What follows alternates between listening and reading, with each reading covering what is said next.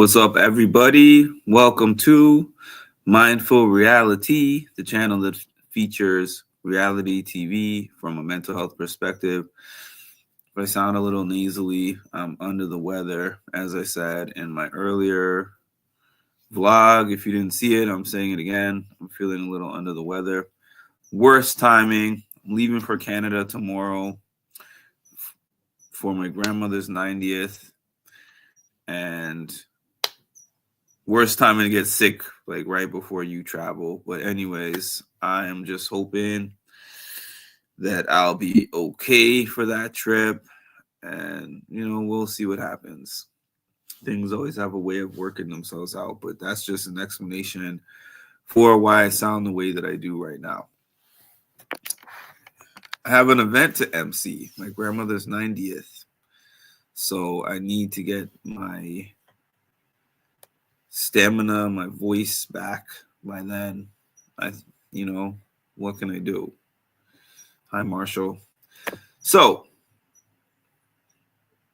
if I can force my way through work, I can make my way through, a once in a lifetime event that actually matters, unlike work. So, as is traditionary, if that's even a word, it's probably not. As is the tradition, I made up traditionary. They show the end or some clips of the end of the last episode to refresh your memory. So in episode 12, it ended with Johnny Bananas winning the elimination because it was a men's day and he went against Theo.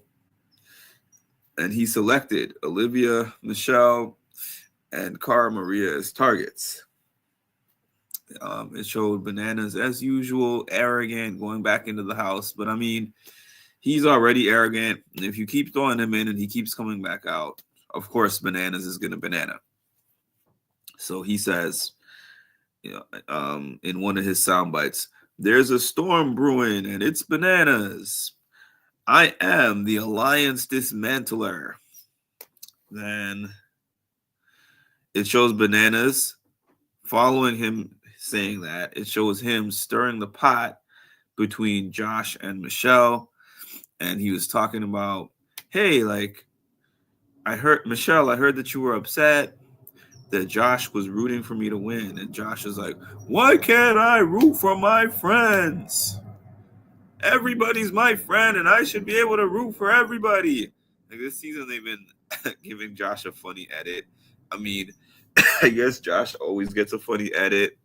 Maybe well-deserved, but I feel like production picks up on the fact that the fandom kind of finds him funny in his stances and his personality, etc. So they've been kind of going in on him this season in terms of the edit. He's loving it. That's why he said he's the Alliance Dismantler.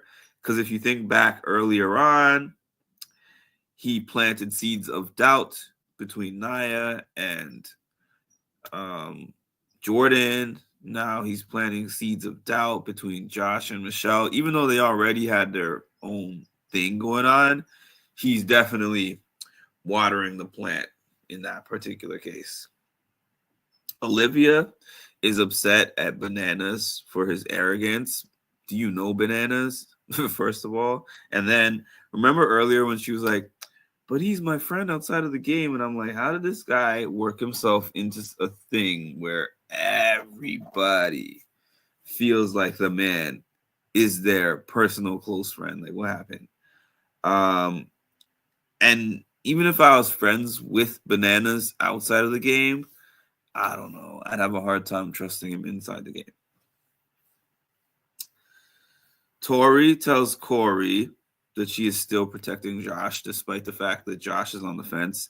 Because Corey was kind of trying to figure out, all right, Jordan's obviously your number one out of who remains in this house. And then Corey was basically trying to figure out, would you protect me over Josh? And straightforward, Tori is like, no, even though me and Josh have had our differences in this game, he's still the one that I would protect over you. So he's like, all right. He's like doing the numbers in his head. So Corey kind of is seeming to say that he has Michelle, which I didn't even really know. This is the thing about this. So much happens outside of the game now that we don't even know who's aligned with who and why, honestly. And it's funny, we get an hour and a half episodes, and I still feel like, I don't know, I'm always like, am I missing something as I'm watching the episodes? So we get into the daily, and the daily is they run into this ditch that was digged out, and they grab these balls, and then they make this puzzle. Obviously, again, a lot of ball jokes. Johnny being like, I've done a lot of things with my balls, but I've never done this. Like, I don't know if they've done this so much other seasons, but I realize like this season has had so many elementary school type jokes. Hi, Palaver girl. So we go through into the daily.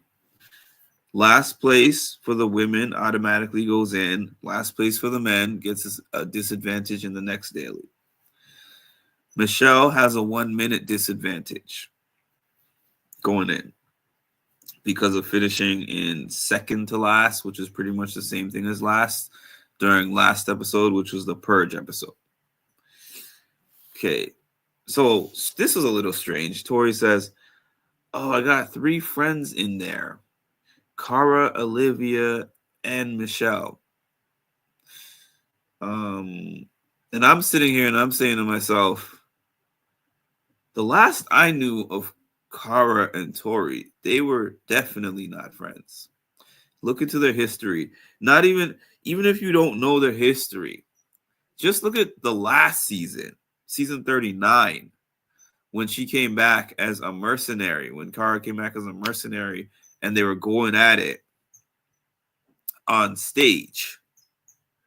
So this is another friendship that kind of forged and developed itself off camera, and we're seeing the results on camera. Let's see. Jordan continues to be content with playing the fence. So Jordan wins first place. I'm having a hard time getting through this, by the way. I am so stuffy. Jordan wins first place, and he is talking about Kyland in the confessional. And he's like, you're not the only one who could do puzzles. You're not about to go for the trifecta. This is not a quote. This is just off the top of my head. I have like a few notes about things. So finally, we get this daily that Cara wins for the women. And it came in clutch because she was one of the 3 targets. So as the female winner of the daily, she got to take herself off. She said, I did not need a man to save me. I am the man. So now we're seeing who's going to finish in last place. So for the men, I think Derek was the one who beat out Corey, and Corey finished in last place. And then, let's see, Michelle finished in last place for the women, which took away the choice. So Jordan was spared of having to make a choice of which woman goes against the other one, because Cara took herself off the target list by winning. And then that meant that the only 2 targets left were Michelle and Olivia. So that means by default, Olivia has to go against Michelle. Banana says, I'm having a great day. The petty king himself, of course. So then it shows that Michelle and Bananas are going at each other on the bus. I put over what? The reason why I said that is because they made it look like the reason that Bananas and Michelle were going at it. Oh, Give me a second. They made it look like the reason Michelle and Bananas were going at it was because of Bananas, I guess, playing footsies with Aviv, and then Michelle making a comment about that. But I feel like, I mean, I'm sure that was part of it, but I feel like there was more to it because I remember there was a time back in the day where they used to show these bus arguments when they're leaving the challenge on the bus and driving back to their house that they're staying at. And but nowadays they don't typically show much of them driving to or from. And I just feel like there was more to it that made Bananas say that this is really personal. And Bananas is telling Michelle that she's throwing low blows. Jenny saying in the confessional that she doesn't expect this out of Michelle. She's surprised. And I'm like, again, I think we're missing some context, but I guess the gist of it is that Michelle is mad at Bananas and it's like personal at this point, and they're both still in the game. She's taking multiple shots at him. He's taking multiple shots at her. They're both still there. They're getting tired of each other. It's later in the game, and then a shot that she took, Aviv caught a stray, essentially. Cara and Corey talk about locking in an alliance.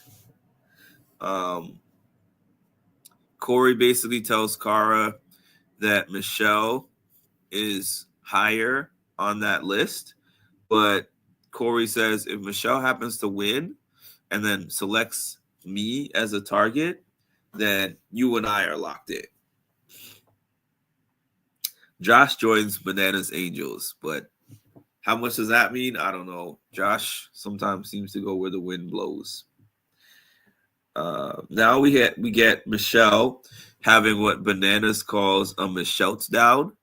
There reaches a point in every season where Michelle gets so deeply invested into the game, something happens, and she just feels really emotional. And the thing is, I have to admit, before I met Michelle, I used to go in on Michelle, just like a lot of the fandom. Like, what's wrong with you? Like, I don't know.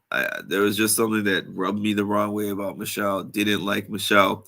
I guess the reason why I softened my stance about Michelle was maybe the last time that I met her, I had a conversation with her about her being on the show, and she talked about all the mental health struggles that she suffers through, and she's talked about all the therapy that she's gone into because of personal reasons and because of things that she's experienced on the show. Like, she has a hard time just getting through the show. Yeah, that's because hi Lisa. That's because I was heavily medicated just to make it through my workday. Let's see. Okay. Give me 1 second. Oh.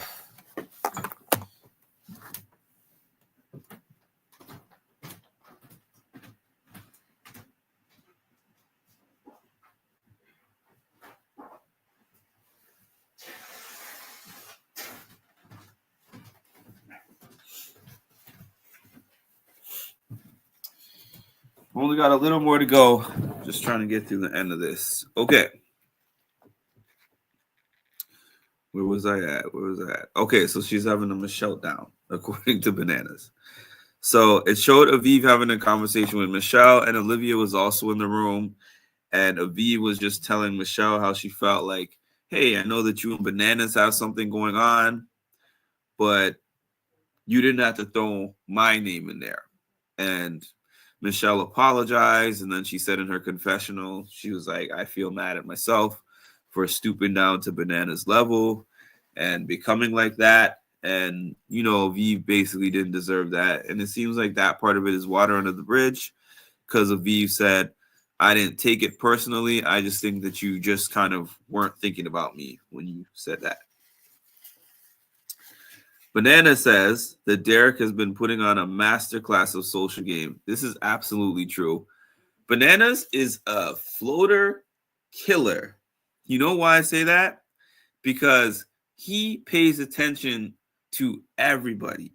He pays attention to the top targets. He pays attention to the top targets that are flying under the radar, like when he called out Jordan.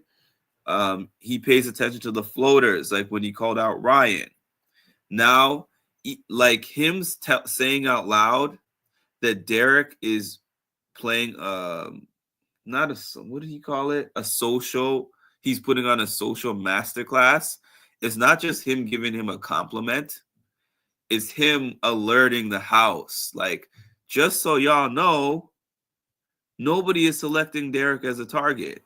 Derek is so protected. He's not winning anything, but he's he's like the most protected person in the house somehow.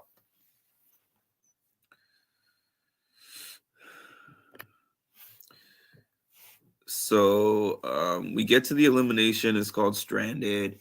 It's like this setup that's supposed to be like DNA strands, and then you run, you get the poles, you figure out which ones are the correct size to create this ladder. You climb up the rungs of the ladder, and then up when you get to the top, you knock down these puzzle pieces, you take the puzzle, and it's like a word puzzle, and then you finish the word puzzle, and that's how you win the elimination. Which Tori explained way better than me, but hey, nobody gives me the exact script for that, nor do I get paid for that, so who cares? So Olivia does a little bit better than Michelle at the part about climbing up the ladder to get the puzzle pieces, but then she sits there and is looking at that puzzle and has no idea what to do with it. She said she's dyslexic. Puzzles are obviously not Olivia's thing. Now, Olivia is pretty good at the challenge. Like, if you look at her challenge history, I know that she caught a lot of flack for backstabbing Nurys in, I don't remember if it was, I think it was Ride or Dies. Yeah, pretty sure it was Ride or Dies. She caught a lot of flack for that, but I think this is her third season, and she makes it far. She made it to a final.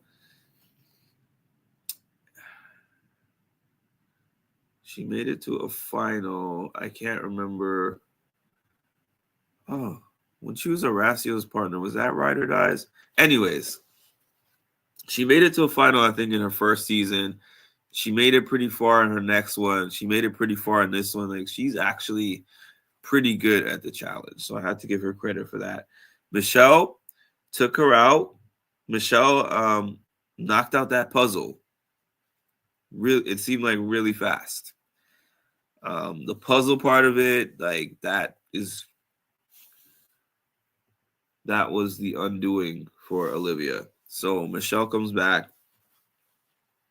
Bananas is like, it's a win for me either way. Like, either one of them was going to select him as a target, but one of the two of them was going to go home. And I remember during in his confessional while they were going against each other, he was like, I love the fact that they hate going against each other. Something to that effect.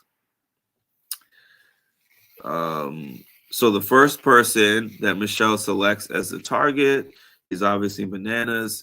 He already made his custom band. She's like, I'm going to give you 2 T's for totally terrible. I'm like, I like the pettiness, but she's not good at it. And then Bananas, and then she says, if I keep shooting at him, eventually I got to kill him, right? Bananas is like, nope. I'm like herpes. You can't get rid of me. So he gets nominated as the first target, obviously. Then the next target that she nominates is Josh.